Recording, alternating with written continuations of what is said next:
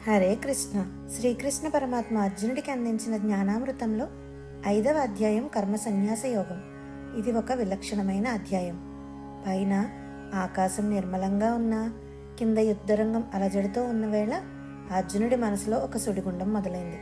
కృష్ణ, కర్మలను వదిలేయమంటావు, మళ్ళీ కర్మలు చేయమంటావు, అసలు ఈ రెండింటిలో ఏది శ్రేష్టం అని అర్జునుడు అడిగిన సందిగ్ధానికి ఆ పరమాత్మ ఇచ్చిన సమాధానమే ఈ అధ్యాయం. లోకంలో చాలా మందికి ఒక అపోహ ఉంటుంది. భగవంతుడిని చేరుకోవాలంటే అడవులకు వెళ్ళిపోవాలని, సంసారాన్ని వదిలేయాలని అనుకుంటారు. కానీ కృష్ణుడు ఇక్కడ ఒక అద్భుతమైన రహస్యాన్ని చెప్తారు.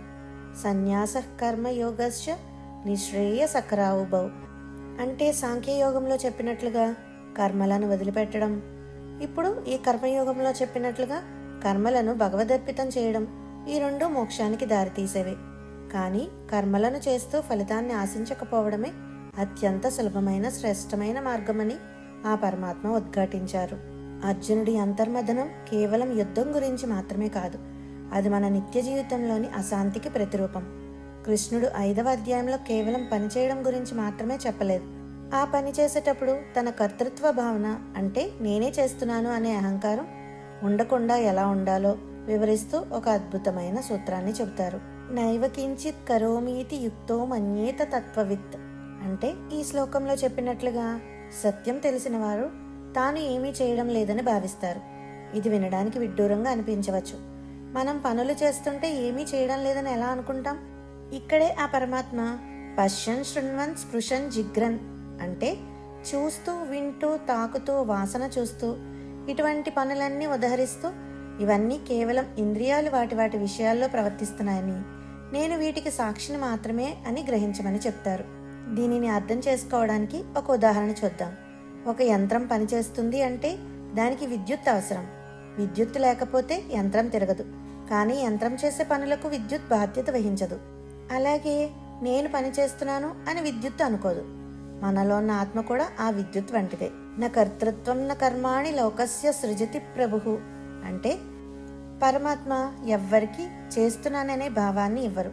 కర్మలను సృష్టించడం, కర్మఫలాలతో సంబంధాన్ని కలిగించడం అంతా ప్రకృతి స్వభావం వల్లనే జరుగుతుంది.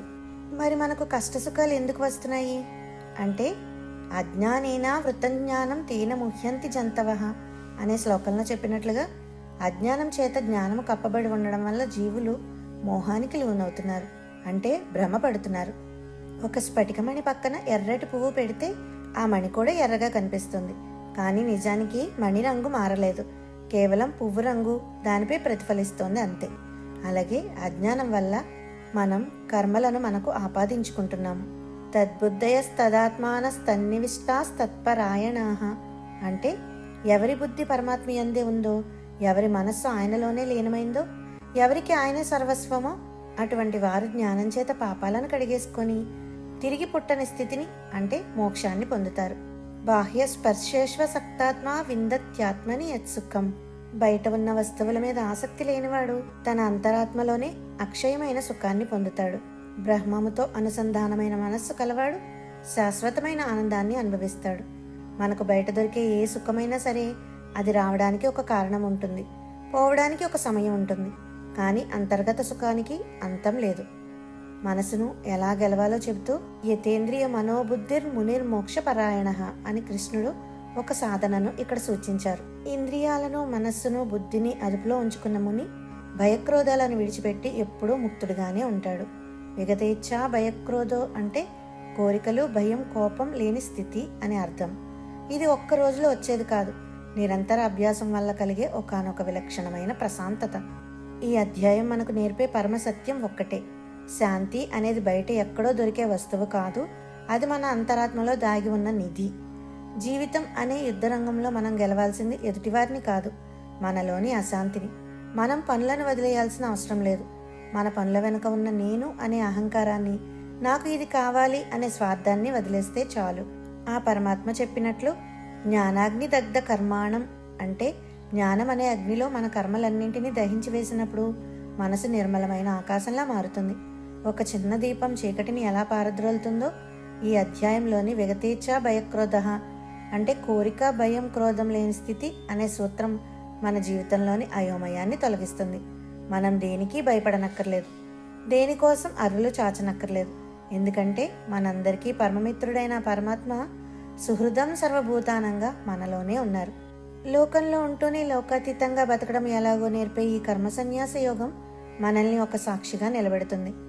అలలు ఎగిసిపడే సముద్రం పైన అలజడిగా ఉన్నా లోపల ఎంత ప్రశాంతంగా ఉంటుందో మన జీవితం కూడా బయట ఎన్ని సంఘర్షణలతో ఉన్నా లోపల అంతటి శాంతితో నిండిపోవాలి అని ఆ పరమాత్మ చెప్పారు. భగవంతుని యందే మనసు నిలిపి కర్మలను ఫలాపేక్ష లేకుండా చేసే వ్యక్తి ఆ పరమశాంతిని పొందుతాడు. ఈ ప్రయాణంలో మనం ఒంటరి వారం కాదు. ఆ కృష్ణ పరమాత్మ చూపిన జ్ఞానజ్యోతి మన వెంటే ఉంది. ఆ వెలుగులో నడుస్తూ మన కర్మలను భగవదర్పితం చేద్దాం. మోక్ష మార్గంలో అడుగులు వేద్దాం. ఓం తత్సత్.